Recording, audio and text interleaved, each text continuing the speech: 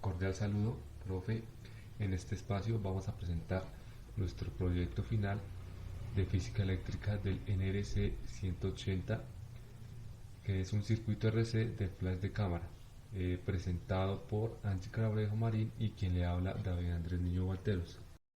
Yo soy Angie Cabrejo. Introducción. A través de los años hemos podido evidenciar cómo la ciencia ha venido realizando estudios de diferentes tipos de circuitos para asimismo poder conocer su funcionalidad y comportamiento en el día a día. Mediante este laboratorio queremos estudiar una de ellas como es el circuito RC, basándonos en el uso de las leyes de Kirchhoff que nos proporcionarán las herramientas matemáticas para hallar aquellos principios de conservación de la energía. Tales resultados se podrán comparar con los resultados que el método experimental nos genere.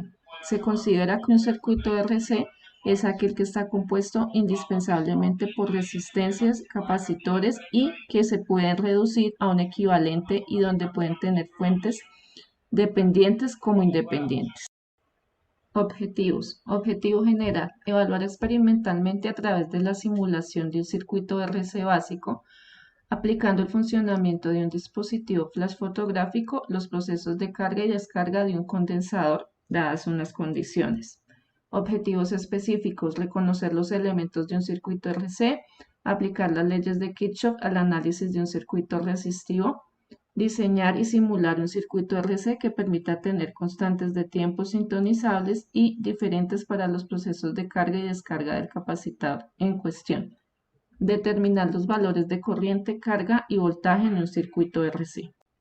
Dentro de los materiales utilizados con el simulador Tinkercad Autodesk tenemos interruptor deslizante, LED, resistencia, condensador polarizado, cable normal. Como instrumentos utilizamos el multímetro y una batería de 9 voltios. Acá en nuestro simulador Tinkercad.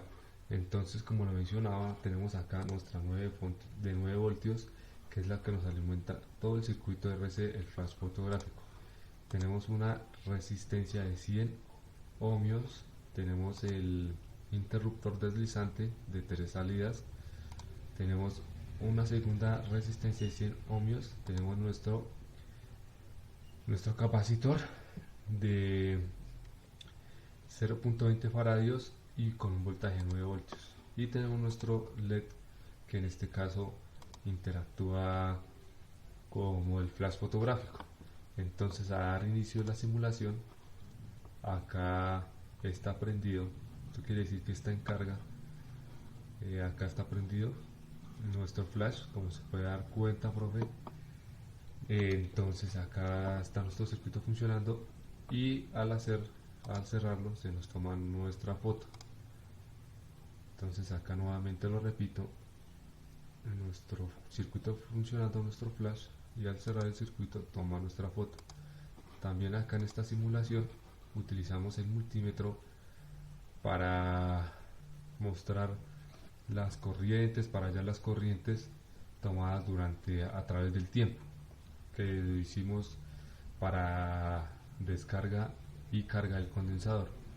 Esto con el fin de hallar nuestros resultados teóricos que nos muestra que son arrojados por nuestro simulador, y ya más adelante los que nosotros hallamos mediante las fórmulas dadas durante el curso para hallarlas teóricamente con las fórmulas ya mencionadas, las que nos ha dado el profe. Entonces acá nuevamente muestro nuestro circuito funcionando. Acá está nuestro flash y toma la foto. Nuestro flash y toma la foto. Entonces ya mi compañera Angie sigue explicando el resto del proyecto. Muchas gracias, profe. Para los cálculos tenemos una tabla 1, que es una tabla de tiempo versus voltaje. Estos datos se toman del tiempo del cronómetro y la diferencia de potencial que presenta el voltímetro. Al abrir el switch, la corriente empieza a circular por el circuito y el capacitor se procede a cargar. Al pasar cada segundo, se hace un registro en la tabla donde se obtienen los datos que evidenciamos. Posterior a eso, tenemos una figura 1 donde observamos un gráfico. La curva de color naranja representa el voltaje en el capacitor para cualquier tiempo. Esta gráfica tiene algunas características importantes. Por ejemplo, para un tiempo cero, el voltaje en el capacitor es cero. Inicialmente, antes de haber cerrado el interruptor, el voltaje en el capacitor es cero, por lo cual es bastante preciso. Por otro lado, esta gráfica es exponencial, por eso se puede utilizar la constante con número de Euler, y es que hay una asíntota en Y igual al voltaje. Con el uso de la ecuación 1, procedemos a realizar el voltaje calculado por medio de Excel, donde los valores se determinaron a partir de una relación entre A, que es la carga final del condensador, multiplicado por el producto de 1 menos el exponente del negativo B, que es el voltaje de la batería, multiplicado por los tiempos del cronómetro. Estos datos los podemos evidenciar en la tabla número 2. Al ejecutar estas fórmulas para cada uno de los tiempos tomados en la tabla, se procede a hacer la diferencia elevada al cuadrado entre el voltaje entregado por el simulador y el voltaje calculado con la fórmula.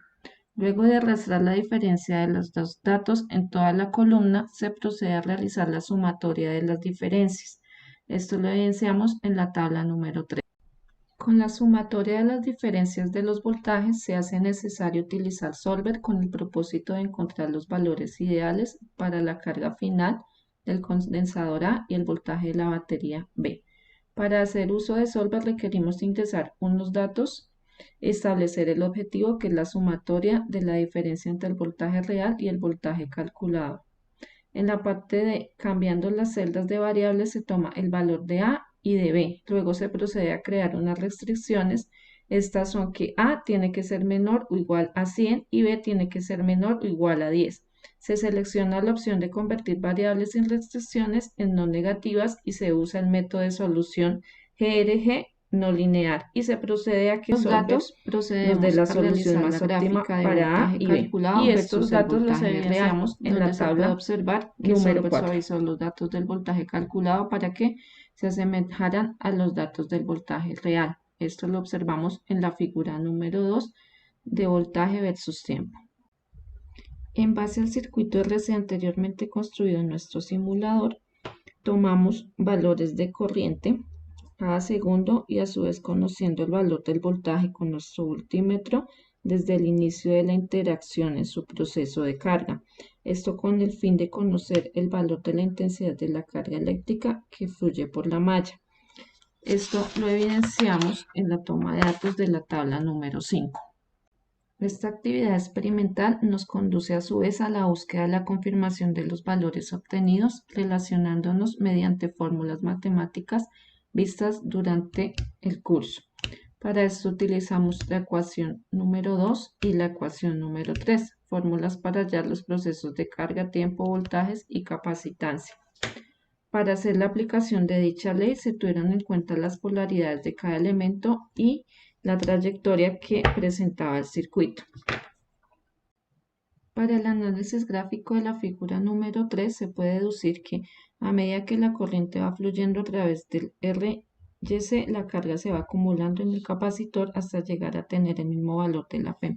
En este momento el voltaje por intermediación del resistor es de valor 0, por lo que la corriente con el resistor deja de fluir a través del capacitor, haciendo que su corriente vaya decreciendo hasta llegar a 0 desde 0.9, que fue su valor inicial.